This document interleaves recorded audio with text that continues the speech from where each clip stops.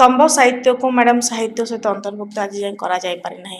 दुख तो सबुले अच्छी जे स्तंभ साहित्य को एबे जाए साहित्य अंतर्भुक्त करा जाय नहीं सेति पई साहित्य एकाडेमी केंद्र साहित्य एकाडेमी रे भी स्तंभ साहित्य को लेकिन पुरस्कार भी आज जाए नहीं। राजनीति और आज समाज भितर आपण केमती देखते कहीं आज राजनीति बहुत अलग आ समाज भी बदलुची राजनीति को देख राजनीतिर मूल उद्देश्य कौन लोकंकर सेवा जोटा इम्पैक्ट पकोची कि खराब इम्पैक्ट पकोची कि आपण जोटा कि मु भाबुची आजिकली राजनीति रे जो माने आसुचंती से सेवा मनोवृत्ति नहीं कि आसुनांती से माने कहउचंती जे आमे सेवा करबा को आसुचु किंतु जेतले से पावर किंबा पोजीशन को आसुचंती सेटा आत्मकेंद्रिक स्वार्थ सर्वस्व हो जाउची। यदि आम साहित्य बही रे भी जी भूल बाहर तो आमर परवर्ती पीढ़ी जो आसुचंती तांको पई आमे साहित्यर भविष्यत ओडिया भाषार भविष्यत केमती देखिबे आपण बही रे भूल तो गोटे निहाती सांघातिक कथा जमा भी गोटे अपराध कहले भूल हेनी कहीं गोटे वर्ष से बही को पिला माने पढ़िबे आ जो कहउचंती ना शुद्धि करिकी पढ़ीदेबे सेटा एते सहज न थाए। एबे मनीषकर काम एआई करुच्ची जदि आम लेखकंकर एआई एबे लेखकंक काम करि परिबो कि दी धाड़ी आपण कंटेंट दे देबे गोटे प्रश्न चिन्ह छाड़ी देबे आ या विषय रे जेते शब्द कहले से सेते सुंदर भाव रे लिखि देबो किंतु आपण एआई रे लेखा आइतबो लेखा आउ जणे व्यक्ति लिखितबे लेखा ताको तुलना कले जानि परिबे से भितरे व्याकरणगत त्रुटि रहुची जो आपण कहले इमोशनल संवेदनशीलता आ जो जो भाव सेटा भूल माने से ठीक से रहउनी।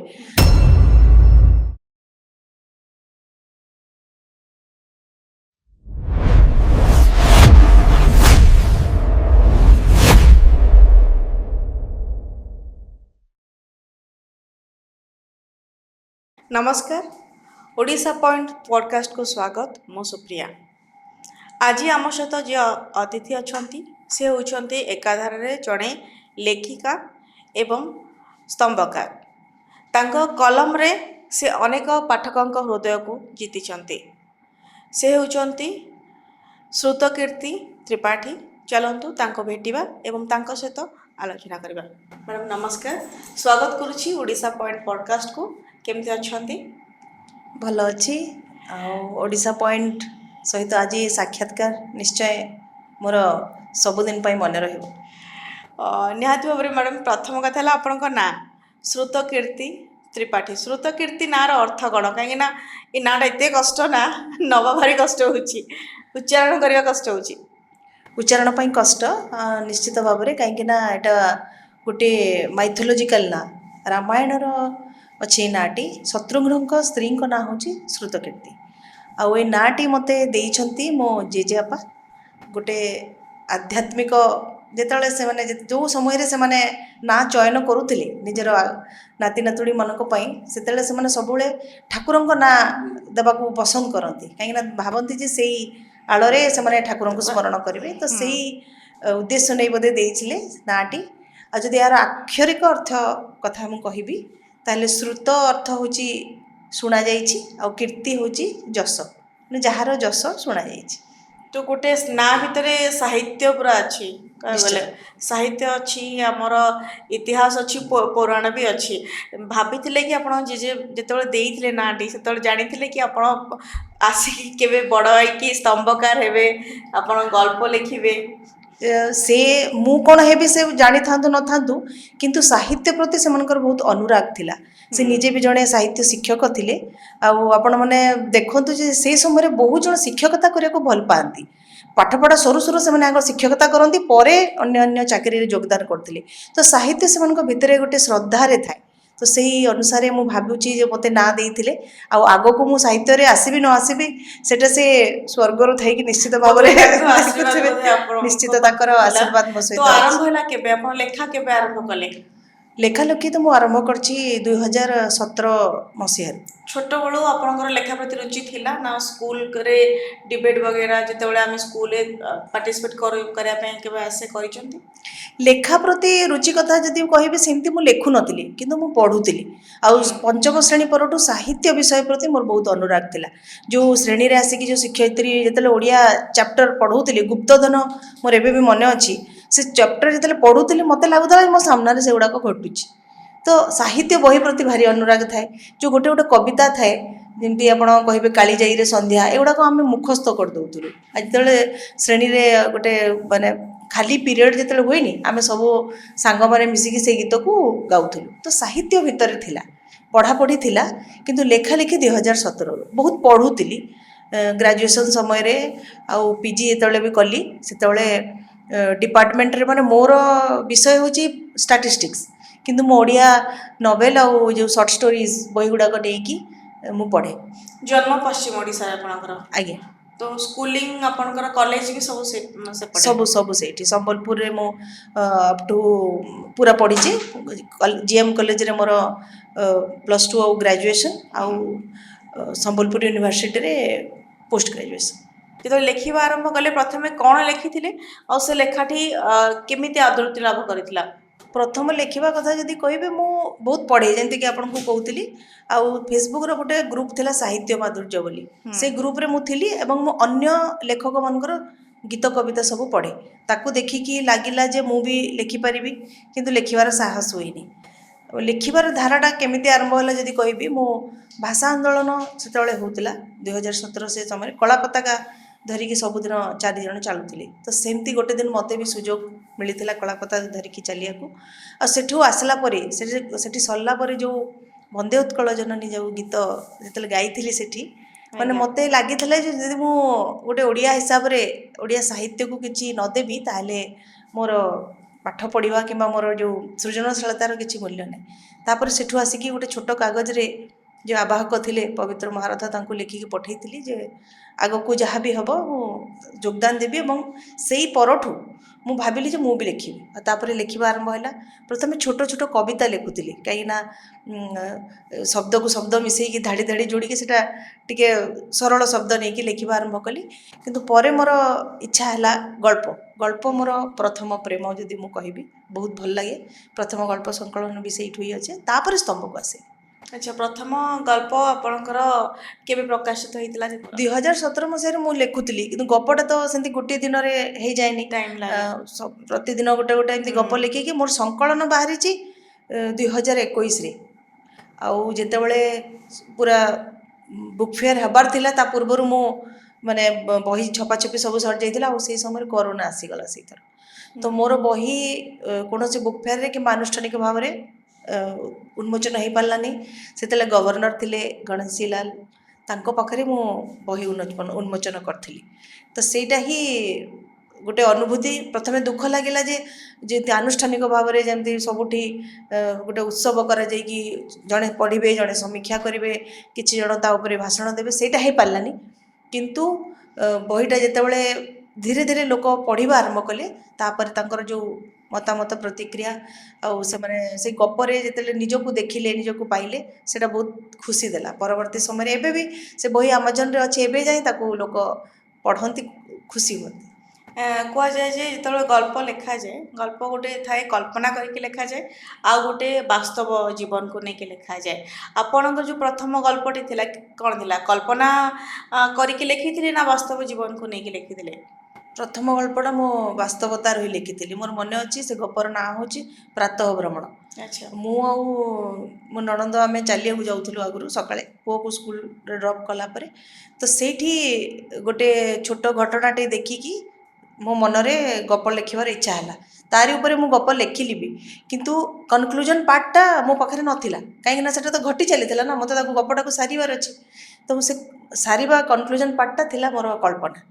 तो कौन भी गप सेमती आप पूरा वास्तवतार लिखिदेवे भी हम किंतु जो आप कल्पना से मिसेबे कि आप निजक विश्लेषण करेंगे आ नुआ नुआ जिनस जोड़े आहरी भल लगे लोक छुईब आजिकल गपर समस्ते गोटे ट्विस्ट खोजुंट तो से जिनसटा कल्पना रू ही आसब।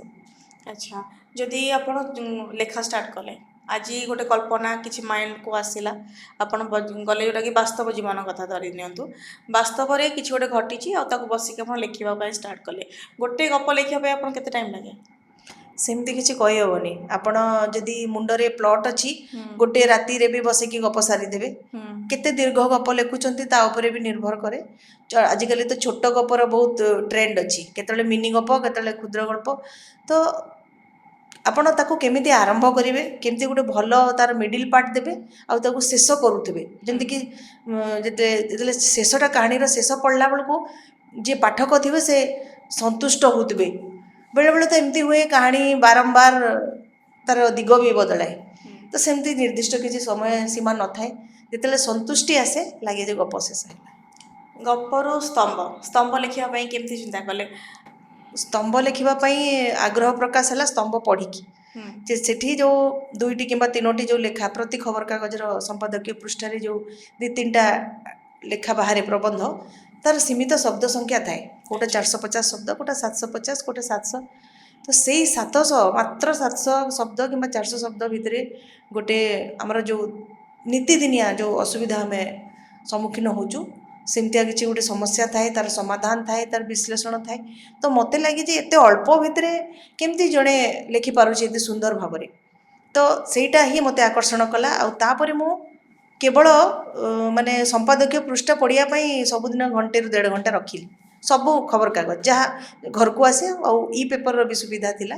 ତ ସେଇଟା ପଢ଼ିଲା ପରେ ଲାଗିଲା ଯେ ନିଶ୍ଚିତ ଭାବରେ ଏଇଠି ଯଦି ଲେଖାଟିଏ ବାହାରିଲା ତାହେଲେ ବହୁତ ମାନେ ମୋର ଜ୍ଞାନ ଅଛି ବୋଲି ଲୋକଙ୍କୁ ବି ଜଣାପଡ଼ି ପାରିବ, ଏବଂ ମୋତେ ବି ଲାଗିବ ଯେ ମୁଁ କିଛି ଗୋଟେ ସମସ୍ୟା ଉପରେ ଲେଖିପାରୁଛି, ତାର ସମାଧାନର ବାଟଟିଏ ସେଠି ଦେଉଛି। ତାପରେ ଲେଖା ପଠେଇଲି। ସର୍ବପ୍ରଥମେ ମୋର ପ୍ରଗତିବାଦୀରେ ସ୍ତମ୍ଭ ପ୍ରକାଶ ପାଇଥିଲା। ଆଉ ଯେତେବେଳେ ଗୋଟେ ସ୍ତମ୍ଭ ବାହାରେ ସେଥିରେ ଯେଉଁ ଫୋନ୍ ନମ୍ବରଟା ଥାଏ, ସେଥିରେ ଲୋକ ପଢ଼ିଲା ପରେ ଯେଉଁ ପାଠକୀୟ ପ୍ରତିକ୍ରିୟା, ଯେଉଁ ମତାମତ, ସେଇଟା ହିଁ ବହୁତ ଉତ୍ସାହିତ କରେ। ଆଉ ତାପରେ ଏ ଧାରା ଚାଲିଲା। ସ୍ତମ୍ଭ ଆଉ ଗଳ୍ପ ଭିତରେ ପାର୍ଥକ୍ୟ କ'ଣ? ଆମେ ଯଦି ଗଳ୍ପକୁ ଦେଖିବା ଆଉ ସ୍ତମ୍ଭକୁ ଦେଖିବା, ସ୍ତମ୍ଭ ଆନାଲାଇଜ୍ ହେଇକି ହେଇଥାଏ, ନୋ ଡାଉଟ୍। ବଟ୍ ଆପଣଙ୍କୁ କେତେ ପାର୍ଥକ୍ୟ ଦେଖନ୍ତି ଆପଣ ଜଣେ ଲେଖିକା ହିସାବରେ? ତାକୁ ଗଳ୍ପ ହେଉଛି ଗୋଟେ କାହାଣୀ, ଗୋଟେ ଜୀବନର କାହାଣୀ, ଯେଉଁଠିକି ଲୋକ ଯିଏ ବି ପାଠକ ପଢ଼ୁଥିବ ସେ ତାର କଥା ଦେଖିପାରେ, କିମ୍ବା ସେ ଯେଉଁଟା ଦେଖିବାକୁ ଚାହୁଁଛି ସେଇଟା ଦେଖିପାରେ। ଆପଣ କିଛି ବି ସେଥିରେ ପୁରେଇ ଦେଇପାରିବେ ଗଳ୍ପରେ, ପ୍ଲଟ୍ ହିସାବରେ। ଆଉ ତାର କିଛି ବି ଆପଣ ସମାଧାନ ମାନେ କରିପାରିବେ, ତାକୁ ଶେଷ କରିପାରିବେ। କିନ୍ତୁ ସ୍ତମ୍ଭ ଯେତେବେଳେ ଆସୁଛି ସେଟା ଗୋଟେ ଦାୟିତ୍ୱର କାମ। ସେଠି ଆପଣ ତା ଉପରେ ବିଶଦ ବିବରଣୀ କିମ୍ବା ତଥ୍ୟ ନ ନେଲା ଯେ ଆପଣ ସ୍ତମ୍ଭ ଲେଖିବା ଆରମ୍ଭ କରିପାରିବେନି। କିଛି ବି ଲେଖିପାରିବେନି ଆପଣ? ନା, ଆପଣ ଏମିତି ଗୋଟେ ଧାଡ଼ି ଅଖାଡ଼ୁଆ କରି ଲେଖିଦେବେ ଆଉ ସେଟା ଯେ ସ୍ତମ୍ଭର ଗୋଟେ ଧାଡ଼ି ହେଇଯିବ, ହେଇପାରିବନି। ପ୍ରତି ଲାଇନ୍ ଯେଉଁଠି ଶେଷ ହେଉଥିବ ତା ପରବର୍ତ୍ତୀ ଲାଇନ୍ ତା ସହିତ ରିଲେଟେଡ୍ ହେବା ଦରକାର। ଗୋଟେ ସ୍ତମ୍ଭ ଲେଖିବା ପାଇଁ କେତେ ସମୟ ଲାଗେ? ଯେମିତି ଗଳ୍ପ ଆପଣ କହିଲେ ଯେ କିଛି ବାସ୍ତବ ଯଦି କିଛି ନାହିଁ ଆମେ କଳ୍ପନା କରିକି ବି କିଛି ପୁରେଇ ପାରିବା। ଗୋଟେ ସ୍ତମ୍ଭକୁ ଭାବିବା, ତାକୁ ଲେଖିବା, ସେଟା କେତେ ଟାଇମ୍ ଲାଗେ? ଏବେ ତ ମୋତେ କମ୍ ସମୟ ଲାଗୁଛି, କିନ୍ତୁ ଯେତେବେଳେ ପ୍ରଥମେ ଲେଖୁଥିଲି ମୋତେ ଗୋଟେ ଶବ୍ଦକୁ ସପ୍ତାହେ ବି ଲାଗେ। ମାତ୍ର 400 ଶବ୍ଦ କିମ୍ବା ମାତ୍ର 700 ଶବ୍ଦକୁ ମୋତେ ସପ୍ତାହେ ବି ଲାଗେ। କିନ୍ତୁ ଏବେ ମୁଁ ତାର ଧାରାଟା ଜାଣିଗଲିଣି। ନିଶ୍ଚୟ ମୁଁ ତାକୁ କହିବି ଅଭିଜ୍ଞତା, ଏବଂ ମୋର ଅଲଗା ଯେଉଁ ପଠନ କ୍ରିୟା, ଅଲଗା ରାଇଟରମାନଙ୍କୁ ବି ମୁଁ ପଢ଼େ। ଯେଉଁ ଆମର ବରିଷ୍ଠ ସାମ୍ବାଦିକମାନେ ଲେଖୁଛନ୍ତି, ସ୍ତମ୍ଭକାରମାନେ ଲେଖୁଛନ୍ତି, ସମସ୍ତଙ୍କୁ ଆମେ ପଢ଼ୁଛୁ। ତ ଏବେ ସୁବିଧା ହୁଏ ଯେ କୌଣସି ଗୋଟେ ଟପିକ୍କୁ ନେଇଯିବା, ରିସେଣ୍ଟ ଯେଉଁଟା ଟପିକ୍ ଥିବ, କିମ୍ବା ଆପଣଙ୍କୁ ଯେଉଁଟା ଆନ୍ଦୋଳିତ କରୁଥିବ। କୌଣସି ଦେଖନ୍ତୁ ବହୁତ ଗୁଡ଼ିଏ ଘଟଣା ଘଟୁଛି, କିଛିଟା ଘଟଣାରେ ଆମର ମତ ଦେବାର ଥାଏ, ଆମକୁ ବି ଆମର କଥା ସେଠି କହିବାର ଥାଏ। ତ ସେଇ ଜିନିଷଟାକୁ ଆମେ ସେଇ ଟପିକ୍ଟାକୁ ନେଉଛୁ। ତ ପ୍ରାରମ୍ଭିକ ପର୍ଯ୍ୟାୟରେ ଯାହା ଘଟିଛି ସେଟା ଲେଖିବା, ତାର ତଥ୍ୟ, ତା ବିଷୟରେ ଯାହା, ତା ସହିତ ଆପଣ ତାକୁ ବିଶ୍ଳେଷଣ କରିବେ, ଆପଣଙ୍କର ତର୍ଜମାଟାକୁ ସେଠି ରଖିବେ, ଆଉ ଶେଷରେ ଗୋଟେ ସମାଧାନର କଥା। ମୁଁ ମୋ ବ୍ୟକ୍ତିଗତ କଥା କହିବି, ମୋ ସ୍ତମ୍ଭରେ ଯଦି ସମସ୍ୟା ଥାଏ ତାର ସମାଧାନର କଥା ବି ମୁଁ ଲେଖିଥାଏ। କେବେ ବିବାଦ ହେଇଛି ଆପଣଙ୍କ ସ୍ତମ୍ଭକୁ ନେଇକି? ହେଇଛି, କାହିଁକିନା ଯେତେବେଳେ ଆପଣ ମହିଳାମାନଙ୍କ ପାଇଁ ଲେଖିବେ କିମ୍ବା କୌଣସି ସମ୍ପର୍କ ବିଷୟରେ ଯେତେବେଳେ ଲେଖିବେ ସେତେବେଳେ ବିବାଦ ଉପୁଜେ। ମୁଁ ଗୋଟେ ଲେଖାଟେ ଲେଖିଥିଲି, ପ୍ରମେୟରେ ବାହାରିଥିଲା ଶାଶୁ ବୋହୂ ସମ୍ପର୍କ ଉପରେ। ସେଠି ଯେଉଁମାନେ ଶାଶୁ ଥିଲେ ସେମାନେ ମାନେ ମୋ ଲେଖାଟା ଥିଲା ଯେଉଁଠିକି ଶାଶୁକୁ ବି ତା ଦୋଷ ପାଇଁ କୁହାହେଇଛି, ବୋହୂକୁ ବି। ତ ବହୁତ ଖୁସି ଲାଗିଲା ଯେ ବହୁତ ଜଣ ଫୋନ୍ କରିଥିଲେ, ଏବଂ ମାନେ ସେଇ ଲେଖାଟାରେ ତାଙ୍କୁ ଲାଗିଲା ଯେ ନାଇଁ ମାନେ ଆମେ ବି ଭୁଲ କରିଛୁ। କେତେଟା ମାନେ ଫୋନ୍ କରିକି ଜଣେଇଲେ ଯେ ମୁଁ ଏହା ଭାବୁଥିଲି, କରିଚାଲିଥିଲି, କିନ୍ତୁ ମୁଁ ବହୁ ପର୍ସପେକ୍ଟିଭରୁ ଭାବିନଥିଲି। ଯାହା ହଉ ଏ ଲେଖା ପଢ଼ିଲା ପରେ ଆମ ଭିତରେ ସେ ପରିବର୍ତ୍ତନ ଆମେ ଆଣିବାକୁ ଚେଷ୍ଟା କରିବୁ। ତ ସେଇଟା ହିଁ ମୁଁ ଭାବେ ଯେ ଗୋଟେ ବହୁତ ବଡ଼ କଥା। ଆଉ ଯେତେବେଳେ ଏଇ ଯେଉଁ ମହିଳାମାନଙ୍କ ଉପରେ ଯେଉଁ ଦୁଷ୍କର୍ମ କିମ୍ବା ଶୋଷଣର କଥା ଆସୁଛି ସେଇଟା ଯେତେବେଳେ ଲେଖାଯାଉଛି ସେତେବେଳେ ସମାନତା ମହିଳା ପୁରୁଷମାନଙ୍କର ଭିତରେ ସମାନତା କଥା ଯେତେବେଳେ ତା ଆସେ ସେତେବେଳେ ପୁରୁଷମାନଙ୍କର ବିରୋଧ ଆସେ ଶୁଣିବାକୁ ମିଳେ ଯେଉଁମାନେ ପୁରୁଷ ସପକ୍ଷ ଥାଆନ୍ତି। ତ ମୁଁ ମୋର ସବୁବେଳେ ଦୁଇ ପ୍ରକାର ମତାମତକୁ ସ୍ୱାଗତ ଜଣାଏ। ଆଉ ଯେଉଁମାନେ ସମାଲୋଚନା କରନ୍ତି ତାଙ୍କୁ ଧୈର୍ଯ୍ୟର ସହ ମୋ ହିସାବରେ ଠିକ୍ ଠାକ୍ ଉତ୍ତର ଦିଏ, କଳହକୁ ଯାଏନି। ମୁଁ ଭାବେ ଯେ ସମାଲୋଚନାର ବି ଗୋଟେ ଭଲ ଦିଗ ଗୋଟେ ଅଛି। ସେଟା ବି ଗୋଟେ ପାର୍ଟ ବୋଲି ଆପଣ ଆଜ୍ଞା, ଭାବନ୍ତି। ବହୁତ ଜଣ ତ ଯଦି ସଜେଷ୍ଟ କରନ୍ତି ଆପଣ ୟା ଉପରେ ଲେଖନ୍ତୁ, ୟାକୁ ଏଇ ଦିଗରୁ ଭାବନ୍ତୁ। ତ ସେଥିପାଇଁ ସମସ୍ତଙ୍କର ମତାମତ ମୋତେ ସାହାଯ୍ୟ ହିଁ କରିଛି। ନିଶ୍ଚିତ ଭାବରେ ଯେତେବେଳେ ଲେଖା ଷ୍ଟାର୍ଟ କଲେ ସମାଲୋଚନା କଥା ଆମେ କଥା ହେଉଥିଲେ, ଶାଶୁ ବୋହୂ କଥା ଗୋଟେ କଥା କହିଲେ, ଏମିତିକି ନେଇକି କିଛି ବିବାଦ ତ ଆସିଛି, କିନ୍ତୁ ଯେଉଁ ଫୋନ୍ ନମ୍ବର କଥା କହୁଥିଲେ ଯେ ଫୋନ୍ ନମ୍ବର ଆସିଥାଏ ଲୋକ କୁହନ୍ତି ଯେ ଭଲ ହେଇଛି ଲେଖାଟି, ଗାଳି କେବେ ଦେଇଛନ୍ତି ଫୋନ୍ କରିକି ଯେ ଏଇ ଲେଖାଟା ଭଲ ହେଇନି, ଏମିତି କାଇଁ ଲେଖିବାର ନଥିଲା? ବହୁତ କମ୍ ଆସିଛି କିନ୍ତୁ ଆସିଛି। କ'ଣ ତମେ କେମିତି ଏଇଟା ଲେଖିଦେଲ, ତମେ କ'ଣ ଯାଇଥିଲ ସେଠିକୁ, ତମେ କ'ଣ ତମ ସହିତ ହେଇଥିଲେ ଜାଣିଥାନ୍ତ। ତ ଏମିତିଆ କଲ୍ ବି ଆସେ। ତ ସେଇଠି ଆମେ ମାନେ ମୁଁ କହେ ଯେ ତମେ ଧୈର୍ଯ୍ୟର ସହିତ ଦେଖ, ତମେ ସେ ଜାଗାରେ ଥିଲେ କ'ଣ କରିଥାନ୍ତ। ସବୁ ଜିନିଷକୁ ମ୍ୟାନେଜ୍ କରିହେବ। ଖାଲି ଯେ ସବୁବେଳେ ବୋହୂର ଭୁଲ ଥିବ କିମ୍ବା ଶାଶୁର ଭୁଲ ଥିବ ସେମିତି ନଥାଏ। ପରିବାର ଅନୁସାରେ ଫ୍ୟାମିଲି ମେମ୍ବର୍ସଙ୍କ ଅନୁସାରେ ସମସ୍ୟା ଅଲଗା ଅଲଗା ଥାଏ। ତ ସେଇଟା ଲୋକଙ୍କ ଉପରେ ଡିପେଣ୍ଡ କରେ ଯେ ସେମାନେ ତାକୁ କେମିତି ରିଆକ୍ଟ କରିବେ। ଆଉ କେତେଜଣ ଝଗଡ଼ା ହେବା ମୁଡ଼୍ରେ ହିଁ ଫୋନ୍ କରନ୍ତି, ତାମାନେ ପ୍ରଥମରୁ କହିବେ ତମେ କେମିତି ଜାଣିଲ, କେଉଁଠୁ ପାରିଲ। ତ ସେଇମାନଙ୍କ ସହିତ ଅଯଥା କଥା ହେଇକି କିଛି ଲାଭ ନାହିଁ। ତାଙ୍କୁ କିଛି ସମୟ କଥା ହେଇକି ତାଙ୍କୁ ରଖିଦେବାଟା ହିଁ ଠିକ୍ ବୋଲି ଭାବେ ମୁଁ। ଆଜିକା ଡେଟ୍ରେ ସାହିତ୍ୟରୁ ସମସ୍ତେ ଦୂରେଇ ଯାଉଛନ୍ତି। ଯଦି ଦେଖିବାକୁ ଗଲେ ଆମେ ନ୍ୟୁଜ୍ ପେପର୍ ଯେତେବେଳେ ବି ଖୋଲୁଛୁ ସକାଳୁ, ପ୍ରଥମ ପୃଷ୍ଠା ହିଁ ଦେଖୁଛୁ କ'ଣ ଅଛି, ବ୍ରେକିଂ ନ୍ୟୁଜ୍ କ'ଣ ଅଛି ସେଇଟା ହିଁ ଦେଖୁଛୁ, ମାନେ ଯେଉଁଟା ଖବର କ'ଣ ଅଛି। ବଟ୍ ଖବରକୁ ଛାଡ଼ିଦେଲେ ଯେଉଁଟା ସ୍ତମ୍ଭ ପେଜ୍ ଯେଉଁଟା ଆପଣ କହୁଛନ୍ତି ଏଡ଼ିଟୋରିଆଲ ପେଜ୍ଟା ବହୁତ କମ୍ ପଢ଼ନ୍ତି ଲୋକ। ସେଇ ପେଜ୍ରେ କିଛି ଗୋଟେ ଲେଖିବା ବା ସ୍ତମ୍ଭ ହିସାବରେ ଲେଖିବା ଆଉ କଳ୍ପନା କରିବା ସେଇଟା ଗୋଟେ ବହୁତ ଦୂରର କଥା, ମାନେ ବହୁତ ବଡ଼ କଥା କହିବାକୁ ଗଲେ ଆପଣଙ୍କ ପାଇଁ। ଦେଖନ୍ତୁ ପଢ଼ାପଢ଼ି ସମସ୍ତଙ୍କ ଦ୍ୱାରା ହୁଏନି। ଜେନେରେସନ୍ ୱାଇଜ୍ ମୁଁ ହଁ, କହୁଛି, ତାର କାହିଁକିନା ଗୋଟେ ଜେନେରେସନ୍ ଥାଏ, ପାଠକର ଗୋଟେ ଜେନେରେସନ୍ ବର୍ଗ ଥାନ୍ତି। ଆଜିକାଲି ଲୋକ ନ୍ୟୁଜ୍ ପେପର୍ ହିଁ ଦେଖୁନାହାନ୍ତି, ସୋସିଆଲ ମିଡ଼ିଆ ନିଶ୍ଚିତ ଭାବରେ କମିଯାଇଛି, ବହୁତ ଭାବରେ କମିଯାଇଛି। କାହିଁକିନା ଏଇ ଯେଉଁ ଡିଜିଟାଲ ପ୍ଲାଟଫର୍ମ ଆସିଗଲା ସେଥିରେ ବି ବହୁତ ଜଣ କହନ୍ତି ପଢ଼ୁଛୁ, କିନ୍ତୁ ଡିଜିଟାଲ ପ୍ଲାଟଫର୍ମରେ ପାଠପଢ଼ା ମାନେ ମୋତେ ଲାଗେନି ଯେ ସେ ପଢ଼ାଟା ବେଶୀ ସମୟ ରହୁଥିବ, କାହିଁକିନା ଗୁଡ଼ାଏ ଡିଷ୍ଟ୍ରାକ୍ସନ୍ ରହେ। ଆଉ ବହୁତ ଗୁଡ଼ିଏ ତାଙ୍କ ପାଖରେ ଅନ୍ୟ ବିକଳ୍ପ ରହୁଛି, ଯେଉଁଥିପାଇଁ ସେମାନେ ସାହିତ୍ୟ ପ୍ରତି ଆଉ ଅନୁରାଗୀ ହେଉନାହାନ୍ତି। ତ ଏଇ ଜିନିଷଟାକୁ ଆମକୁ କରିବାକୁ ପଡ଼ିବ। ଆମେ କେମିତି ତାଙ୍କୁ ପିଲାଙ୍କୁ କିମ୍ବା ଯେଉଁ ନୂଆ ପାଠକ ସୃଷ୍ଟି କରିବାର ଦାୟିତ୍ୱ ଆଉ ସମସ୍ତଙ୍କର, ଖାଲି ଲେଖକଙ୍କର ନୁହଁ, ପ୍ରକାଶକ ଲେଖକ ଯେଉଁମାନେ ପଢ଼ିବାକୁ ପାଇଁ ଆଗ୍ରହୀ କରିବାକୁ ପଡ଼ିବ। ସେଥିପାଇଁ ଆମେ ପାଠକଙ୍କ ରୁଚିକୁ ନିହାତି ଦେଖିକି ଭାବରେ ଲେଖିବା ଦରକାର କି, କାହିଁକି ନା ଆମ ଜେନେରେସନ୍ ଆଉ ଗୋଟେ ଜେନେରେସନ୍ ଯେଉଁମାନେ ଅଛନ୍ତି ଆମର ବାବା ମାମାଙ୍କ ଜେନେରେସନ୍, ସେମାନେ ତାଙ୍କର ଗୋଟେ ରୁଚି, ଆମ ରୁଚି, ଆମ ପର ପିଢ଼ିଙ୍କର ଗୋଟେ ରୁଚି ଥାଏ। ତ ରୁଚି ତ ସମସ୍ତଙ୍କର ଅଲଗା ଥାଏ, ତାଙ୍କ ରୁଚିକୁ ଦେଖିକି ଲେଖିବା ଦରକାର କି? ନିହାତି ରୁଚି ସବୁ ବର୍ଗର ଲୋକଙ୍କର ରୁଚି ଅଲଗା ଅଛି। ଏବେ ଯେଉଁ ନୂଆ ଲେଖକମାନେ ଆସୁଛନ୍ତି ସେମାନେ ବହୁତ ନୂଆ ଜିନିଷ ଲେଖୁଛନ୍ତି, ତାକୁ ବି ଆମେ ସ୍ୱାଗତ ଜଣାଇବା। କାହିଁକିନା ନୂଆ ପିଲାଙ୍କର, ନୂଆ ପିଢ଼ିଙ୍କର ମାଇଣ୍ଡ ସେଟ୍ ସେ ଅନୁସାରେ ଲେଖିବା ବି ଗୋଟେ ଭଲ କଥା। କିନ୍ତୁ କଥା ରହିଲା ପ୍ରେଜେଣ୍ଟେସନ୍ ଷ୍ଟାଇଲ୍, କେମିତି ତୁମେ ଲେଖୁଛ, କେମିତି ଶବ୍ଦ ବ୍ୟବହାର କରୁଛ, କେତେ ଶାଳୀନତା ରକ୍ଷା କରୁଛ, ଆଉ କ'ଣ ଶିଖେଇ ବାର୍ତ୍ତାଟିଏ କ'ଣ ଦେଉଛ। ପ୍ରତି ଲେଖାରେ ସେମିତି କିଛି ସମାଜ ପାଇଁ ବାର୍ତ୍ତା ରହିବା ଦରକାର କି ତମେ ଯଦି ବି ଜିନିଷଟେ ଦେଖୁଛ ସେଥିରେ ମାନେ ଆଉ ଗୋଟେ ଆମେ ତାକୁ ଆଟ୍ରାକ୍ଟିଭ୍ କରିବାକୁ ପଡ଼ିବ ଲେଖାଟାକୁ।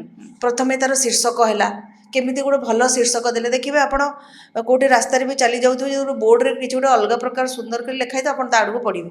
ତ ମୁଁ କହିବା କଥା ଯଦି ଖବରକାଗଜ ବି ଲୋକ ପଢ଼ିବେ, ଯଦି ସମ୍ପାଦକୀୟ ପୃଷ୍ଠାରେ ଶୀର୍ଷକ ଗୁଡ଼ାକ ଆମେ ଭଲ ଦେବା, ଆଉ ତାର ସାହିତ୍ୟ ବିଭାଗର ଏଗୁଡ଼ାକ ଆମେ ଉନ୍ନତ ଶୀର୍ଷକ କରିବା। କୁହାଯାଏ ଯେ ଗୋଟେ ଆଟ୍ରାକ୍ସନର ପଏଣ୍ଟ ହେଉଛି ନିଶ୍ଚିତ ମେନ୍ ଜିନିଷ। ଲୋକ ଫାର୍ଷ୍ଟ ଶୀର୍ଷକଟା ଦେଖିବେ, ଭଲ ହେଇଛି ତ ଭିତରକୁ ଯିବେ, ନହେଲେ ସ୍କିପ୍ ନିହାତି। କରିଦେବେ। ଆଉ ଯିଏ ମାନେ ପଢ଼ିବା ଲୋକ ନୁହଁ, ପ୍ରଥମ ଦୁଇ ଧାଡ଼ି ଯଦି ପଢ଼ିବ ତାକୁ ଯଦି ଭଲ ଲାଗିଲାନି, ସେ ଲେଖା ଯଦି ତାକୁ ଧରି ରଖିପାରିଲାନି, ସେ ସେଇ ପଢ଼ାଟା ସେଇଠୁ ଛାଡ଼ିଦେବ। ତ ଲେଖକର ବହୁତ ବଡ଼ ଦାୟିତ୍ୱ ଯେ ସେ କେମିତି ଭାବରେ ସେ ଲେଖାଟାକୁ ସେତିକି ମାନେ ଆକର୍ଷଣୀୟ କରିବ କିମ୍ବା ପିନ୍ ପଏଣ୍ଟେଡ଼ କରିବ ଯେମିତିକି ପାଠକ ଆପେ ଧାଡ଼ି ପରେ ଧାଡ଼ି ପଢ଼ି ଚାଲିଯିବେ। କନକ୍ଲୁଜନ୍ ବେଳେବେଳେ ଯଦି ନ ଆସେ ଆପଣ କ'ଣ କରନ୍ତି? ସେମିତି ଯଦି ହେବ ମୁଁ ମୋର ଡିସ୍କସନ୍ କରେ ଆମର ଯେଉଁମାନେ ବଡ଼ ଅଛନ୍ତି ମୋଠୁ, ମୁଁ ନିୟମିତ ଆମେ ଯେଉଁମାନେ ଲେଖୁଛୁ ଆମର ବରିଷ୍ଠ ଲେଖକମାନେ ବି ଅଛନ୍ତି ତାଙ୍କ ସହିତ ବି କଥାବାର୍ତ୍ତା କରୁ। ଆଉ ଯେତେବେଳେ ଆପଣ ଗୋଟେ ଡିସ୍କସନ୍କୁ ଦେଖିବେ ନା, ସେଠି ଆପେ ଆପେ ଆପଣଙ୍କ ମୁଣ୍ଡକୁ ସଲ୍ୟୁସନ୍ ଆସିଯିବ। ଯେମିତିକି ଆପଣ ଦେଖୁଛନ୍ତି ସବୁ ଟିଭି ଚ୍ୟାନେଲ୍ରେ ଡିବେଟ୍ ହେଉଛି, ସେ ଡିବେଟ୍ ଗୁଡ଼ାକରେ ଆପଣ ଯିବେ कि डिबेट भी बसिकी देखिए भिन्न भिन्न पैनलिस्ट निजर मत रखती तो से भितर ही गोटे निजक जो सुहाए सेमती आसी जाए आ बेले बेले आम भी पूर्व जो गूगल रे भी सर्च करके विषय खबर गुड़ाक देखिले बेसी पढ़ा द्वारा जो बारंबार ताको लिखा द्वारा सल्यूशनटा आसी ही जाए तापर आम जो सल्यूशन दौचु सेटा ही ठीक सेटा तो आम भी कहीपर कहीं मतामत तो लोक टू लोक भ्यारी करुच्छे ना तो से कनक्लूजन बेसी किसी असुविधा हुए किसी गोटे निर्यास को आसीगले लगे ମାନେ ଜଣେ ଯେ ଭଲ ପାଠକ ଆପଣଙ୍କର କହିବା ଯେ ଜଣେ ପାଠକ ଯିଏ ଭଲ ଲେଖିପାରେ ଆପଣ ଭଲ ପଢ଼ୁଥିଲେ ଆଉ ମାନେ ବହୁତ ବହି ବି ପଢ଼ନ୍ତି ଆପଣ ପଢ଼ୁଥିଲେ ବୋଲି ହିଁ ଆପଣ ଲେଖିବା ଷ୍ଟାର୍ଟ କରିଛନ୍ତି निश्चित भाव एटा मु निश्चय कहबी ଜଣେ ଯେ ଭଲ ପାଠକ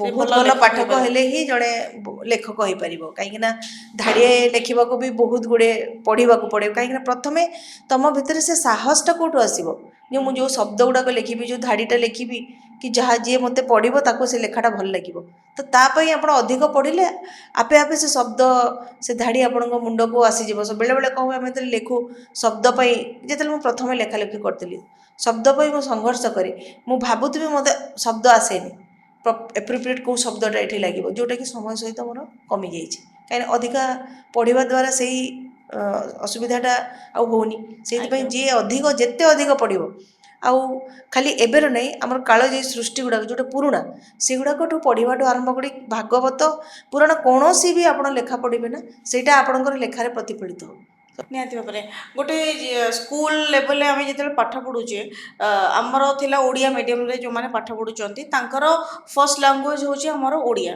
साहित्य को ओडिया लिटरेचर को फर्स्ट लैंग्वेज करिचंती आमर जदि आम जो सीबीएसई पैटर्न में पाठ पढ़ुचंती आम पिला माने तांकर सेकंड लैंग्वेज थर्ड लैंग्वेज रोचे ओडिया ओडियाटा को सेतिकी प्रायोरिटी दउनांती सीबीएसई पैटर्न रे सेठी पुणी आज एबे आपण देखिचंती ए सेशन रे एते सारा फुल ओडिया साहित्य रे अनेक बही रे भूल बहुत सारा भूल बाहर ये जदि आम साहित्य बही भी जी भूल बाहर तो आमर परवर्ती पीढ़ी जो आसुचंती आम साहित्यर भविष्य ओडिया भाषार भविष्य केमती देखिए आप बही रे भूल तो गोटे निहाती सांघातिक कथा जमा भी गोटे अपराध कहले भूल हेनी कहीं गोटे वर्ष से बही को पिला माने पढ़े आउ जो कहते ना शुद्धि करी पढ़ीदे से सहज न थाए प्रति बहीर गोटे गोटे धाड़ीर गोटे शब्द सुधार पुणी से पिला सेटा को ही सुधारी पढ़ुव एत सहज कथा नुह ये बहीर जो भूल से तो अक्षमणीय मु तो कहि निश्चित भाव में सबू बही जिते भी क्षति हो राज्य सरकार जिते भी क्षति भोगतु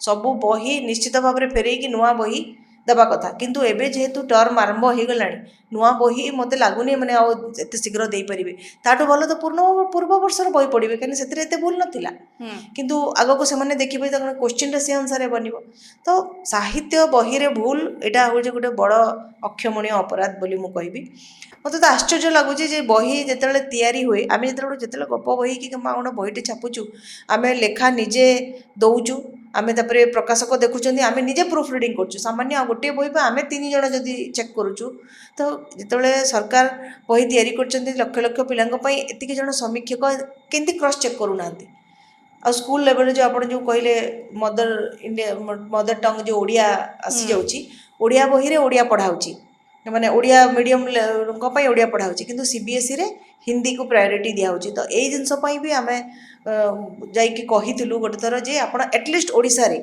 तांकर प्रथम लैंग्वेज को ओडिया रखतु हिंदीटा को सेकेंड रखतु किंतु केंद्रीय विद्यालय रे सेटा एबे जाय परिवर्तन हेनी सेमानकर एबे भी प्रथम हिंदी ही पढ़ा हुए तो से पीढ़ीर पिलांक भितर देखिए घरे निज निज भितर कथबार्ता कला पिलांक सहित खेलिला बेले से हिंदी रे कथा होचन तो सेटा गोटे निहाती लज्जाजनक कथा पढ़ुचंती पिला माने कहीं ना ओडिया साहित्य ओडिया लैंग्वेज टा स्पेशली से माने एते प्रायोरिटी दउ नाहंती देखु ना 7 क्लास रो जदी तांकर ओडिया साहित्य से माने पढ़िबा ओडिया पढ़िबा स्टार्ट करले 10th बेलू तांकर ओडिया रे एते ज्ञान एते माने एते से थरली ओडिया ठीक से पढ़ी पारंती नहीं हेनी कहीं तो ओडिया हूँ मदर टंग टाक तुम स्टैंडर्ड 1 रु दवा कथा कहीं से दिन ही से पढ़ी पढ़ी जी अप टू स्टैंडर्ड 10 जाए पढ़ले गोटे नॉलेज हम किंतु एमने कौन कर हिंदी ପ୍ରଥମେ ପଢ଼ିଲି। ତାପରେ ତାଙ୍କ ପରିବେଶ ଦେଖ, ସେମାନେ ଘରେ ବି ହିନ୍ଦୀରେ କଥା ହେଲେ, ଯେଉଁଟା ସେମାନେ ଟିଭିରେ ଦେଖୁଛନ୍ତି ଯେଉଁ କାର୍ଟୁନ, ହିନ୍ଦୀରେ କେତେ କାର୍ଟୁନ ଅଛି, ଓଡ଼ିଆରେ କେତେ କାର୍ଟୁନ ଅଛି, ତ ସେଇଟା এইଭଳି ବି ଦେଖିବେ। ସିଚୁଏସନରେ ଆପଣ ଫ୍ୟୁଚର କେମିତି ଦେଖିବେ ଏମାନଙ୍କର, ଏମାନଙ୍କ ଏଇ ସାହିତ୍ୟର ଭବିଷ୍ୟତ, ଆଗାମୀ ପିଢ଼ିର ଭବିଷ୍ୟତ କେମିତି ଦେଖିବେ? ସାହିତ୍ୟର ଭବିଷ୍ୟତ ମୁଁ ତ ନିଶ୍ଚୟ, ମାନେ ଆମେ ସନ୍ଦେହରେ ରହୁଛୁ ଯେ କ'ଣ ହେବ, କିନ୍ତୁ ପରବର୍ତ୍ତୀ ମୁହୂର୍ତ୍ତରେ ଆମ ଭିତରେ ଗୋଟେ ଆଶା ବି ଅଛି ଯେ ଏ ପରିବର୍ତ୍ତନ ଓଡ଼ିଶାରେ ଆଟଲିଷ୍ଟ ଯଦି ଆମେମାନେ ଶବ୍ଦ ଉତ୍ତୋଳନ ନ କରିବା, ସ୍ୱର ଉତ୍ତୋଳନ ନ କରିବା, ସରକାରଙ୍କ ମାଧ୍ୟମରେ ହେଉ କି ସିଷ୍ଟମକୁ ଯାଇକି, ଏବେ ଆମେ କିଛି ଦିନ ତଳେ ଯାଇଥିଲୁ ଯେଉଁ ସରକାରୀ ଓଡ଼ିଆ ସରକାରୀ କାମ ସବୁ ଓଡ଼ିଆ ଭାଷାରେ ହେବା ପାଇଁ, ତ ସେଇଟା ସେମାନେ ଆପ୍ରୁଭ୍ କଲେ। ତ ସେମିତି କିଛି ବର୍ଗ ଲୋକ ଯାଇକି ସେଠି କହିବାକୁ ପଡ଼ିବ, ଏବଂ ସ୍କୁଲ ଲେଭେଲର କଥା ସେଟା ଟିଚରମାନେ ବି ସେତିକି ରେସ୍ପନ୍ସିବୁଲ୍ ହେବେ, ଏବଂ ଅଭିଭାବକମାନେ ବି ବ୍ୟକ୍ତିଗତ ଭାବରେ ତାଙ୍କୁ ଘରେ ପଢ଼େଇଲା ବେଳକୁ ବି ଧ୍ୟାନ ଦେବେ ଯେ ଓଡ଼ିଆଟା କଥାବାର୍ତ୍ତା କରିବେ, ବାହାରକୁ ଗଲାବେଳେ ସେମାନେ ବି ଗୋଟେ ହିନ୍ଦୀରେ କଥା ହେଉଛନ୍ତି, ତ ପିଲା ଶିଖିବେ କ'ଣ? ତ ସମସ୍ତଙ୍କର ଦାୟିତ୍ୱ ରହିବା ଦାୟିତ୍ୱ ଦରକାର। ରହିଛି ନିହାତି ଭାବରେ। ଆପଣ ଜଣେ ମହିଳା ମ୍ୟାଡ଼ାମ୍, ମହିଳା ହିସାବରେ ଆପଣ ସ୍ତମ୍ଭ ଲେଖିବା, ତାପରେ ଆମ ମହିଳାମାନଙ୍କର ଆଉ ଗୋଟେ ପାର୍ଟ ଥାଏ ଆମ ଫ୍ୟାମିଲି, ଆମ ପରିବାର ଦେଖିବା, ଏଇ ଭିତରେ କେତେ ଚ୍ୟାଲେଞ୍ଜ ଆପଣଙ୍କୁ ସାମ୍ନା କରିବା ପାଇଁ ପଡ଼େ? ଦେଖନ୍ତୁ, ଯେମିତି କହିଲେ ମହିଳା ହିସାବରେ ନିଜର କର୍ତ୍ତବ୍ୟ ତ କରିବାକୁ ପଡ଼ିବ। ଏଇଟା କେହି ମୋତେ ଫୋର୍ସ କରନ୍ତିନି କି ମୁଁ ଭାବେନି ଯେ ଏଇଟା ଗୋଟେ ଚାପ ବୋଲି, କାହିଁକିନା ମୁଁ ମୋ ପିଲାର ଦାୟିତ୍ୱ ନେବି, ମୁଁ ମୋ ପରିବାରର ଦାୟିତ୍ୱ ନେବି, ମୁଁ ମୋ ସ୍ୱାମୀଙ୍କ ଦାୟିତ୍ୱ ନେବି। ସେଇଟା ମୁଁ କାହିଁ ଆଶା କରିବି ଯେ ମୁଁ ଏଇଟା କରିବି ବୋଲି ମୋ ପାଇଁ ଆଉ କିଏ କରିଦେବ? ତ ସେ ଭାବନା ହିଁ ଆମକୁ ପ୍ରଥମେ ସାଇଡ୍ କରିଦେବାର ଅଛି। ମୁଁ ଯଦି ମୋର ସାହିତ୍ୟ ପାଇଁ ସମୟ ଦେଉଛି କିମ୍ବା ଆଉ କିଛି କରିବାକୁ ସମୟ ଦେଉଛି, ମୁଁ ସେମାନଙ୍କର ଯେତିକି ରିଲେଟେଡ୍ କାମ ଆଇଦର ନିଜେ କରିବି କିମ୍ବା ତା ପାଇଁ କିଛି ଗୋଟେ ସୁବିଧା କରିଦେଇକି ମୁଁ କରିବି, ତାହେଲେ ହିଁ ଦୁଇଟା ଯାକ ସୁରୁଖୁରୁରେ ମରିଯିବ। ଆଉ ମୁଁ ଆଜି କହିବି ଯେ ମୁଁ ଏଇଟା କରୁଛି ବୋଲି ମୁଁ ଘର କାମ କରିବିନି, ଦାୟିତ୍ୱ ନେବିନି, ଆଉ ସେଇଟା କ'ଣ ହେବ, କିଛି ଦିନ ଆପଣଙ୍କର ବିତି ଯାଇପାରେ, କିନ୍ତୁ ଆପଣ ଦେଖିବ ଗୋଟେ ସାଚୁରେସନ୍ ପଏଣ୍ଟ ଆସିଲେ ସେମାନେ ବି ବିରକ୍ତ ହେବେ। ମୋତେ ବି ମାନେ ମଝିରେ ମୋତେ ତ ଗିଲ୍ଟି ଫିଲ୍ ହୁଏ ଯଦି ମୁଁ କିଛି କରିକି ଯାଇ, ମୋର କରିବା କାମ ତକ କରିକି ଯାଇନଥିବି, ମୋତେ ଲାଗେ କେହି ଖୋଜିବେ ନ ଖୋଜିବେ ମୁଁ ଜାଣିନି, କିନ୍ତୁ ମୋତେ ଲାଗେ ଯେ ମୁଁ ଏଇଟା ମୋର କାମ ମୁଁ କରିନି। ତ ସେଇ ଜିନିଷ ଭାବନାଟା, ସେ ଥଟ୍ଟା ମୋର ଅଛି ଯେ ମୋତେ ଦୁଇଟାକୁ ସାଙ୍ଗରେ ନେଇକି ଯିବାର ଅଛି। ତ ସେଇଥିପାଇଁ ମୋର ବିଶେଷ କିଛି ଅସୁବିଧା ହୁଏନି। ମୁଁ କହିବି ମୁଁ ଲକି ତ ବାଲାନ୍ସ କରିଦିଅନ୍ତି। ବାଲାନ୍ସ ଅଛି। ଏବେ ବି ଦେଖନ୍ତୁ ଆପଣଙ୍କ ସହିତ ଦୀର୍ଘ ସମୟ ହେଲାଣି ମୁଁ ବସିଛି, ସେମିତି କେହି କିଛି ଅସୁବିଧା ହେଉନି, କିନ୍ତୁ ତା ପାଇଁ ଗୋଟେ ସମୟ ଅଛି, ଆପଣ ତାକୁ ସମୟ ଦେବେ, ସମସ୍ତଙ୍କୁ ବୁଝିବାକୁ ପଡ଼ିବ। ଯଦି ଆପଣ ତାଙ୍କର ସମୟରେ ତାଙ୍କ କଥା ବୁଝିଛନ୍ତି ନା, ଆପଣଙ୍କ କଥା ବି ସେମାନେ ବୁଝିବେ। ଆଜିର ଯୁଗରେ ଯଦି ଗୋଟେ ମହିଳାଙ୍କର ସ୍ୱାଧୀନତା କଥା ଆମେ କହିବା, ଫ୍ରିଡ଼ମ୍ କଥା କହିବା, ସେ ଫ୍ରିଡ଼ମ୍କୁ ଆପଣ କେମିତି ଦେଖିବେ? ସ୍ୱାଧୀନତା ମାନେ ମୋ ଉଦ୍ଧତତା ମୁଁ ଜମା ସପୋର୍ଟ କରେନି। ସ୍ୱାଧୀନତା ମାନେ ଉଦ୍ଧତ ହେବା ନୁହେଁ। ସ୍ୱାଧୀନତା ମାନେ ନୁହେଁ ଯେ ମୁଁ କିଛି ବି ପିନ୍ଧିଦେବି, କିଛି ବି ସମୟ ଜ୍ଞାନ ନ ନେଇକି ମୁଁ ଚାଲିଯିବି। ଗୋଟେ ପୁଅ ପିଲାଟେ ବି ରାତିରେ ଗଲେ ଆମେ କହୁଛୁ ଯେ ତୋତେ କିଛି ଅସୁବିଧା ହେଇପାରେ, ଖରାପ ଅସାମାଜିକ ଲୋକ ଅଛନ୍ତି, ସେଇ ଜିନିଷ ମୁଁ ଝିଅ ପାଇଁ କହିବି। ମୁଁ କହୁନି ଯେ ଝିଅଟେ ରାତି 12ଟା ବେଳେ ଅସୁରକ୍ଷିତ, ମୁଁ କହୁଛି ପୁଅଟେ ବି ଅସୁରକ୍ଷିତ, ଦୁଇ ଜଣଙ୍କର ପାଇଁ ଅସୁରକ୍ଷିତ। ଆମେ କାହିଁ ଝିଅ କରିଦେଉଛି? ତ ମୁଁ କହୁଛି ସମୟ ଅଛି ଯେ ତୁମେ ଏତିକି ସମୟ ଭିତରେ ଯାଇକି କାମ ସାରିକି ଆସ। ରାତିଟା ଦିନ ମାନେ ଭଲ ଲୋକଙ୍କ ପାଇଁ ନୁହଁ, ସେଠି ଅସାମାଜିକ କାର୍ଯ୍ୟ ହୁଏ, ଅନ୍ଧାରରେ ସବୁ ଖରାପ କାମ ହୁଏ, ସେ ଝିଅ ପାଇଁ ହେଉ କି ପୁଅ ପାଇଁ ହେଉ। କାହିଁକି ରାତିରେ ଝିଅମାନେ ବୁଲିବେ? କିଛି ଦରକାର ନାହିଁ। ତ ମୋ ହିସାବରେ ସ୍ୱାଧୀନତା ହେଉଛି ଯେ ତୁମେ ଯଦି ତୁମକୁ କାମ କରିବାର ସ୍ୱାଧୀନତା ଯାଉଛି, ସେଇଟା ହେଉଛି ସ୍ୱାଧୀନତା। ତୁମେ ଯଦି ଯାହା ଭାବିପାରୁଛ, ଯେଉଁଠିକୁ ଯାଇପାରୁଛ, ସେଇଟା ସ୍ୱାଧୀନତା ନୁହେଁ ଯେ ଛୋଟ ଡ୍ରେସ୍ ପିନ୍ଧିକି ରାତିରେ ମୁଁ ବୁଲିଦେଲି, ସେଇଟା ମୋର ସ୍ୱାଧୀନତା। ତ ମୁଁ ସେଇଟା ଭାବେ ଯେ ଉଦ୍ଧତ ହେବାଟା କେବେ ବି ସ୍ୱାଧୀନତା ନୁହଁ। ଯଦି ଗୋଟେ ସ୍ତ୍ରୀ ଲୋକଟେ କିମ୍ବା ମହିଳାଟିଏ ଡିଗ୍ନିଫାଏଡ଼୍ ହିସାବରେ ଯାଉଛି ଆସୁଛି ରାସ୍ତାରେ, ତା ସହିତ ସେତିକି ବିଶେଷ ଦୁର୍ବ୍ୟବହାର ହୁଏ ନାହିଁ। ମୁଁ କହୁନି ଯେ ହେଉନି, ଏମିତି ବି ଭଲ ଲୋକଙ୍କ ସହିତ ହେଉଛି, କିନ୍ତୁ ସେ କ୍ୱଚିତ୍ କମ୍। ଆଉ ଦେଖନ୍ତୁ, ଯେଉଁ ପ୍ରକାର ଆମେ ଏବେ ଯେଉଁ ସମାଜରେ ବଞ୍ଚୁଛି, ଯେଉଁ ପ୍ରକାର ଚାରିପଟେ ଘଟୁଛି, ଭଲ ଲୋକଟେ ବି ଖରାପ ହେଇଯାଏ ତାର ମାନସିକତା। ଏଇଟା ହେଉଛି ଗୋଟେ ମୁହୂର୍ତ୍ତର କଥା, ମାନସିକତାର କଥା ଯେ ସେମାନେ ଅସାମାଜିକ କାମ କରୁଛନ୍ତି କିମ୍ବା ଖରାପ କାମ କରୁଛନ୍ତି। ତ ତାଠୁ ବଞ୍ଚିବାର ସୂତ୍ର ଆମ ମହିଳାଙ୍କ ପାଖରେ ଅଛି। ଆମେ ଜାଣିଛେ ଯେ କେଉଁ ଲୋକ ଖରାପ। ମୁଁ ତ ଭାବେ ଝିଅଟେ ଜାଣିଦିଏ ଯେ ଏବେ ମାନେ ତା ପାଖାପାଖି ସେ ଇଣ୍ଟେନସନ୍ ଆସିଯାଏ ଯେ ଏଇଟା ଗୋଟେ ଖରାପ ମାନେ ଲୋକଟା ସହିତ ମୁଁ କଥା ହେଉଛି କି ମୁଁ ସେଫ୍ ଫିଲ୍ କରୁନି। ତ ସେଇ ସମୟଟାକୁ ଗୋଟେ ଝିଅକୁ ଚିହ୍ନିବାର ଅଛି ଯେ ମୁଁ ଯାହା ସହିତ କଥା ହେଉଛି ସେ ଠିକ୍ ତ। ଆପଣଙ୍କ ନଜରରେ ଆଜିର ସମାଜରେ ଆପଣ ନାରୀମାନଙ୍କ ସ୍ଥାନକୁ ବା ନାରୀମାନଙ୍କ ସ୍ଥାନରେ କେମିତି ପରିବର୍ତ୍ତନ ଦେଖୁଛନ୍ତି? ପରିବର୍ତ୍ତନ ବହୁତ ସାରା ହେଇଛି, ଫିର୍ ଆପଣଙ୍କ ନଜରରେ ଆପଣ କେମିତି ଦେଖୁଛନ୍ତି? ପରିବର୍ତ୍ତନ ହେଇଛି, କିନ୍ତୁ ମୁଁ କହେ ଯେ ସେମାନେ ଏବେ ବି डिसीजन नबारे माने जेतेले मतामत जेतेले गोटे घर भितर डिस्कशन होउची आ जेतेले डिसीजन नबार समय आसुची निजर निष्पत्ति जेतेले शुणियार समय आसुची से टाइम रे तांकर निष्पत्ति को ग्रहण करा जाउ ସେମାନେ ସବୁ କାମ ବି କରୁଛନ୍ତି ସବୁ କରୁଛନ୍ତି କିନ୍ତୁ ଯେତେବେଳେ ନିଷ୍ପତ୍ତି ନେଉଛନ୍ତି ଯେ ଏଇ ଜିନିଷଟା ଆମେ କରିବା ସେଇ ଜାଗାରେ ଏବେ ବି ଅଭାବ ରହିଛି ଗୋଟେ ପୁରୁଷର ନିଷ୍ପତ୍ତିଟାକୁ ଗ୍ରହଣ କରାଯାଉଛି କାହିଁକିନା ସେ ଅଧିକ ଅଭିଜ୍ଞ ଆଉ ସେ ସେତିକି ଦୂର ଭାବି ପାରୁଛି ସେ ବାହାରକୁ ଯାଇକି କାମ କରୁଛି ଏଇସବୁ ଜିନିଷଟା ଆସୁଛି ଆଉ ଯେଉଁମାନେ ଘରେ ଅଛନ୍ତି ଯେଉଁ ମହିଳାମାନେ ହୋମ୍ ମେକର ଯେଉଁ ଆଜିକାଲି କହୁଛନ୍ତି ଯେଉଁମାନେ ଗୃହିଣୀମାନେ ସେମାନଙ୍କର ତାଙ୍କର ଯେଉଁ ରହିବା ତାଙ୍କର ମତାମତକୁ ବି ନିଆଯାଉ ସେମାନେ ବି ଘରେ ଯଥେଷ୍ଟ କାମ କରୁଛନ୍ତି ଆଉ ଯଦି ଏମାନେ ଘରେ ନ ରହିଲେ ସେ ଘରର ଶାନ୍ତି ହିଁ ରହିବ ନାହିଁ ଯଦି ଘର ଗୋଟେ ଶାନ୍ତି ନାହିଁ ଗୋଟେ ଘରକୁ ଆସିଲା ବେଳକୁ ଯଦି ପୁରୁଷଟେ ଯଦି ଅଶାନ୍ତି ହେଉଛି ତାହେଲେ ସେ ଘରର ସୁଖ ଆଉ କେଉଁଠି ରହିଲା ତ କାମ କରିବାର ସଂଜ୍ଞା କେବଳ ଯାଇକି ବାହାରୁ ଯାଇକି ପଇସା ରୋଜଗାର କରିବା ନୁହଁ ଯଦି ମିଳିମିଶିକି କାମ କରୁଛନ୍ତି ସେଇଟା ହିଁ ଗୋଟେ ମାନେ ସଫଳ ପରିବାର ଭଲ ସମ୍ପର୍କର କଥା ଆଉ ଦ୍ୱିତୀୟ କଥା ଯଦି ଯେଉଁ କହିଲେ ଯେ କେଉଁଟା ଅସୁବିଧା ହେଉଛି ତ ସେଇ ତାଙ୍କୁ ସେଇ ସ୍ୱାଧୀନତା ଯେ ମୁଁ ଯେତେବେଳେ ଗୋଟେ ଦେଖିବେ ଯେତେବେଳେ ବାହାରେ ୱାର୍କ ପ୍ଲେସ୍ରେ ଯାଇକରି ଚାକିରି କରୁଛନ୍ତି ସେତେବେଳେ ତାଙ୍କର ଦରମାଟା ମାନେ ପୁଅ ପିଲାମାନଙ୍କ ତୁଳନାରେ ସେତିକି ବଢ଼ାଯାଏନି ମୁଁ ଏଠି ଗୋଟେ ଆର୍ଟିକଲଟେ ବି ଲେଖିଥିଲି ଯେ ଯେତେବେଳେ ପ୍ରମୋସନ୍ ତାଙ୍କର ବହୁତ ଡିଲେ କରାଯାଏ ତାଙ୍କର ସ୍ୟାଲେରୀ ପୁଅ ପିଲାମାନଙ୍କ ତୁଳନାରୁ କମ୍ ଥାଏ ତ ସେଇ ଜିନିଷରେ ମୁଁ ପରିବର୍ତ୍ତନ ଚାହିଁବି ଯେଉଁମାନେ ବାହାରେ କାମ କରୁଛନ୍ତି ତାଙ୍କୁ ସେଇ କ୍ଷେତ୍ରରେ ବି ସମାନ କରାଯାଉ ଯଦି ରାଜନୀତି ଆଉ ଆଜିର ସମାଜ ଏ ରାଜନୀତି ଆଉ ଆଜିର ସମାଜ ଭିତରେ ଆପଣ କେମିତି ଦେଖନ୍ତି କାହିଁକିନା ଆଜିର ରାଜନୀତି ବହୁତ ଅଲଗା ଆଉ ଏବେ ସମାଜ ବି ବଦଳୁଛି ରାଜନୀତିକୁ ଦେଇ ରାଜନୀତିର ମୂଳ ଉଦ୍ଦେଶ୍ୟ କ'ଣ ଲୋକଙ୍କର ସେବା ଯୋଉଟା ଇମ୍ପାକ୍ଟ ପକାଉଛି କି ଖରାପ ଇମ୍ପାକ୍ଟ ପକାଉଛି କି ଆପଣ ଯୋଉଟାକି ମୁଁ ଭାବୁଛି ଆଜିକାଲି ରାଜନୀତିରେ ଯେଉଁମାନେ ଆସୁଛନ୍ତି ସେମାନେ ସେବା ମନୋବୃତ୍ତି ନେଇକି ଆସୁନାହାନ୍ତି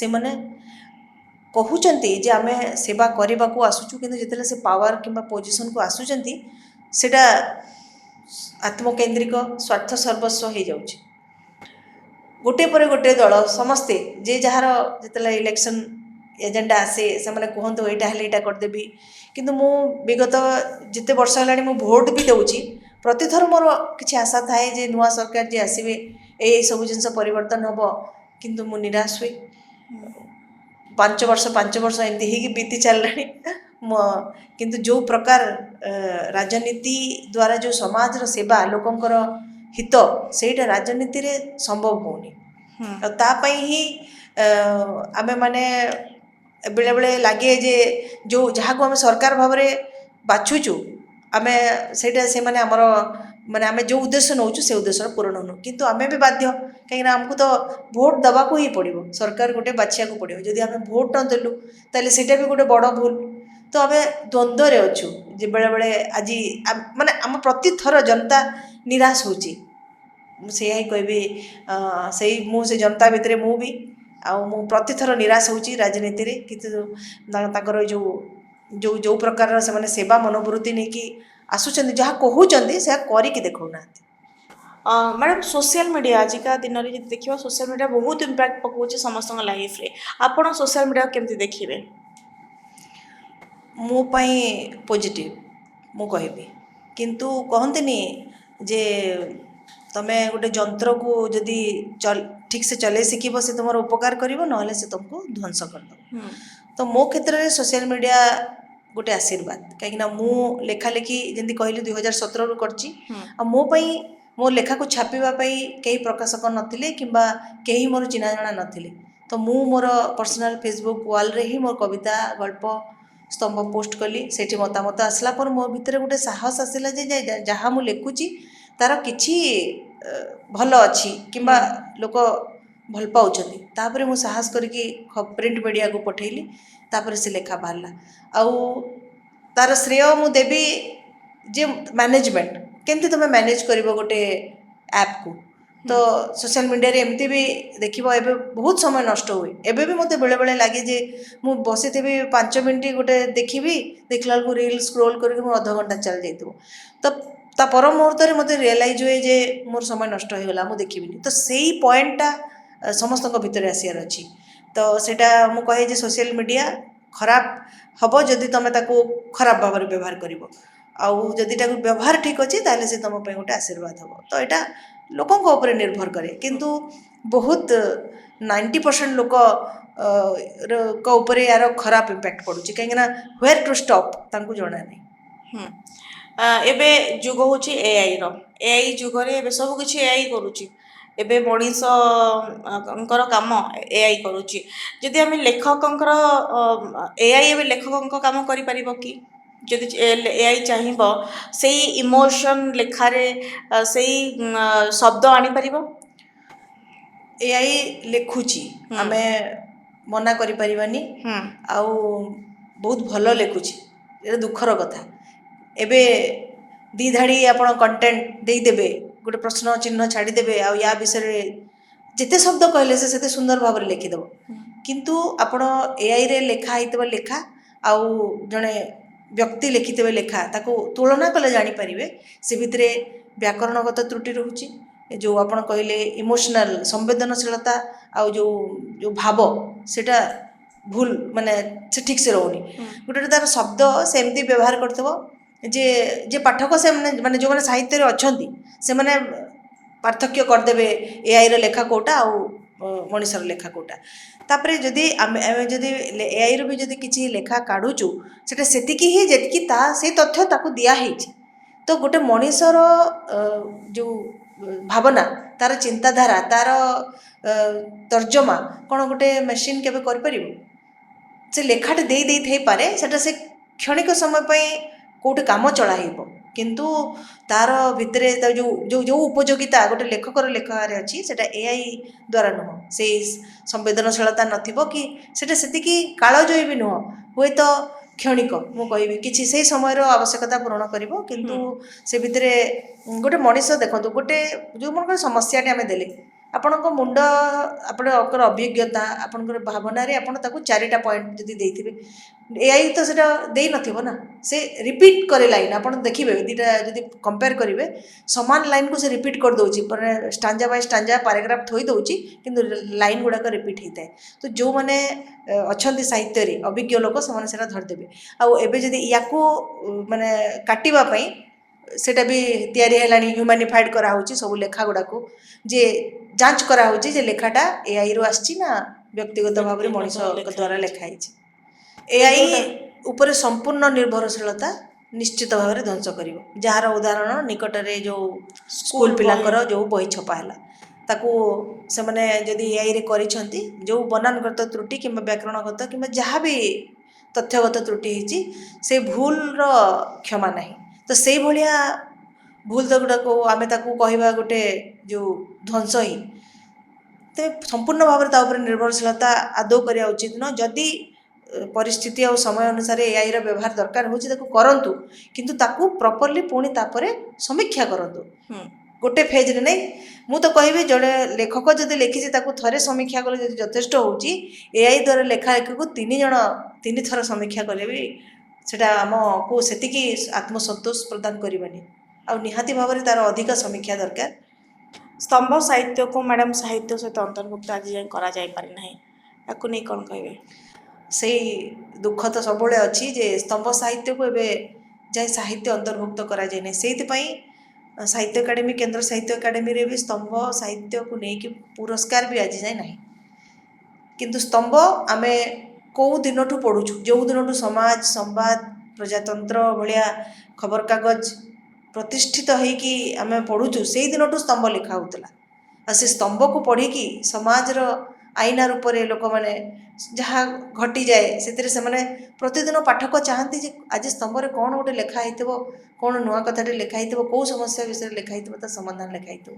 ତ ସେଇଟା ଏତେ ମାନେ ଅପ୍ ଟୁ ଡେଟ୍ ଜିନିଷଟାକୁ କହନ୍ତି ଯେ ଖବରକାଗଜରେ ଗୋଟେ ଦିନରେ ସ୍ତମ୍ଭ ମରିଯାଉଛି, କାହିଁକିନା ଆଜିର ପେପରକୁ କାଲି ଆଉ କେହି ପଢ଼ନ୍ତିନି, ତାର ବ୍ୟବହାର ବି ଆପଣମାନେ ଜାଣିଥିବେ କେଉଁଠି ହେଉଛି। ତ ସେ ଭାବନ୍ତି ଯେ ଖବରକାଗଜ ସହିତ ସ୍ତମ୍ଭ ବି ମରିଯାଉଛି, ସେଇଥିପାଇଁ ତାକୁ ସାହିତ୍ୟର ଆଦୃତି ଦିଆଯାଏ।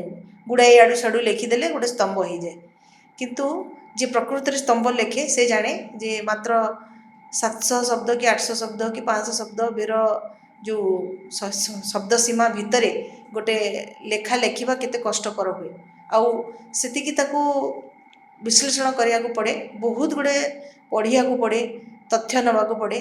तो निश्चित भाव में साहित्य अंतर्भुक्त हवा दरकार। आ जो खबर कागज मरिबा सहित तार मृत्यु कथा कहुच्छी तेले ताकू कहीं पुस्तक रूप में प्रकाश करा न जाए कालजयी करा जाई परिबो। जेमती गल्प आपण गोटे गल्प को बही पढ़िले से आपंकर मन रोचे, गल्प तो कौटी खबर कागज बुलूनी कि रास्तार बुलूनी, तो सेमती स्तंभ को आप पुस्तक आकार प्रकाश करेंगे, से बहीटा रहा आपड़ा पढ़ी पारे, आग्रही पाठक जहाँ इच्छा करेंगे पढ़ी पारे। से स्तंभ साहित्य और साहित्य अंतर्भुक्त करार उद्देश्य नहीं कि आम प्रयासरत। किछि दिन पूर्वर आम साहित्य एकाडेमी निर्धारण कल गोटे आलोचना चक्र भी होता, आग को भी प्रयास जारी रही। मैडम आपणकर प्रकाशित किसी पुस्तक जो रही 3टी पुस्तक से विषय किसी कहे? सर्वप्रथमे मु जो थिला सेटा हूँ गल्प संकलन रंग तुलीर जीवन, सेटा हूँ गोटे गल्प संकलन जो थी कि 29टी गप अच्छी। आटा से माने मोर प्रारंभिक पर्यायर जो मोर अनुभव अनुभूति जोटी को जाए जहाँ देखे जहाँ मत आंदोलित करे विचलित करे ता उपरे लेखे। आरंभ सत घटना होता किंतु कल्पना आउ अनुभव अनुभूति मिसिकी ही तार गोटे शेष हुए। से गपटी बाहरी 2021 रे। गत वर्ष कीर्ति कथा जो स्तंभ सब मु लिखुची से निर्भय रे प्रति गुरुवार प्रकाशित हुए।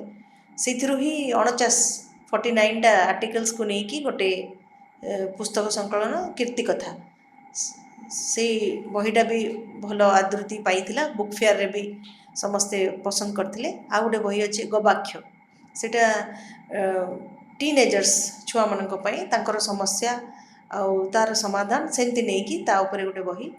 आउ दुटा बही शिशु साहित्यर जोटा कि एनबीटी प्रकाश करछि, मु अनुवाद करछि। अच्छा, तो सेटा गप बही दुटा निहत भाव में बहुत साहित्य आलोचना भी कले।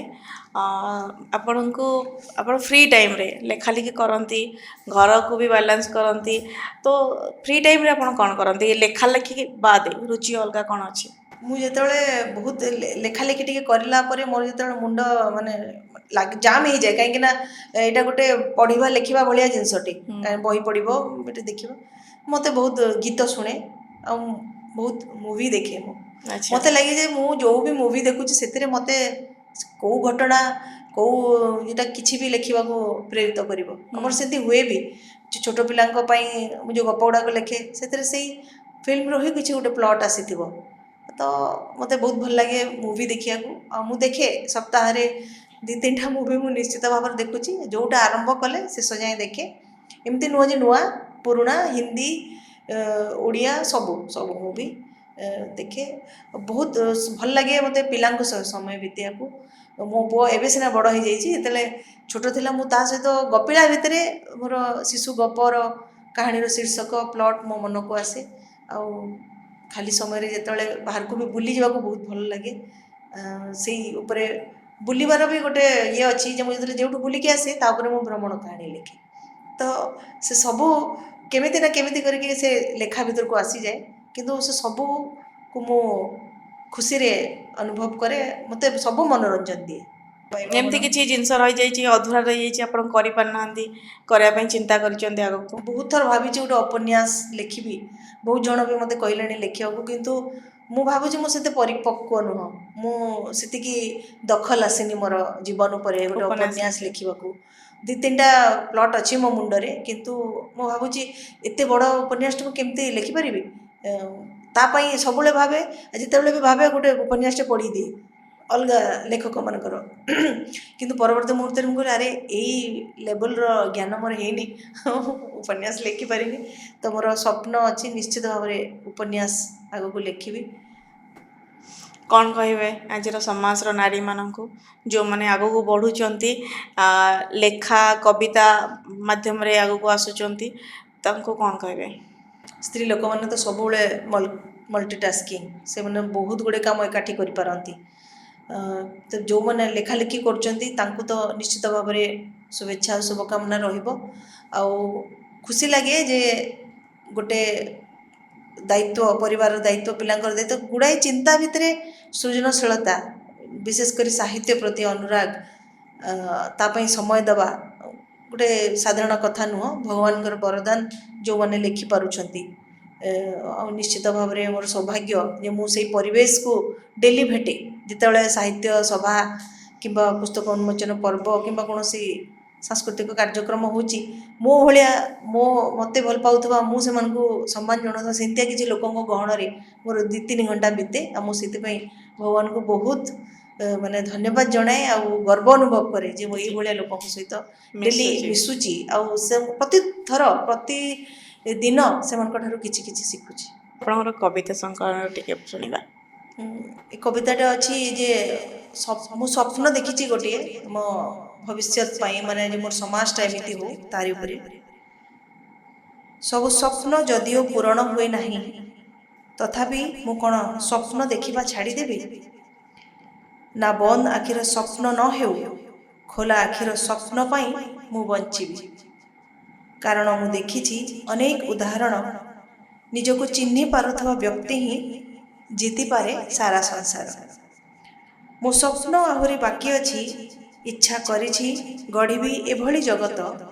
ମୋ ସ୍ୱପ୍ନ ଆହୁରି ବାକି ଅଛି, ଇଚ୍ଛା କରିଛି ଗଢ଼ିବି ଏଭଳି ଜଗତ, ଯେଉଁଠି ଶିକୁଳି ଓ ସୀମା ହେବ କେବଳ ଶବ୍ଦ, ଯେଉଁଠି ନାରୀ ଗାଇପାରିବ ସ୍ୱାଧୀନତାର ଗୀତ, ଆକାଶ ସାରା ଉଡ଼ିବ ନିର୍ଭୀକ ପକ୍ଷୀ ଭଳି ଏବଂ ଜୀଇଁବ ନିଜର ଇପ୍ସିତ ପ୍ରତିଟି ମୁହୂର୍ତ୍ତକୁ କରି ଆତ୍ମସାଧନାର ଉତ୍ସବ। ବହୁତ ସୁନ୍ଦର ମ୍ୟାଡ଼ାମ୍, ବହୁତ ବହୁତ ଧନ୍ୟବାଦ ଆମ ସହିତ ରହିଲେ, ଆପଣଙ୍କର ଏତେ ସମୟ, ବହୁମୂଲ୍ୟ ସମୟ ଆମକୁ ଦେଲେ। ତେବେ ଆଜି ତ ସମୟ ସରିଛି, ବିଦାୟ ଦିଅନ୍ତୁ।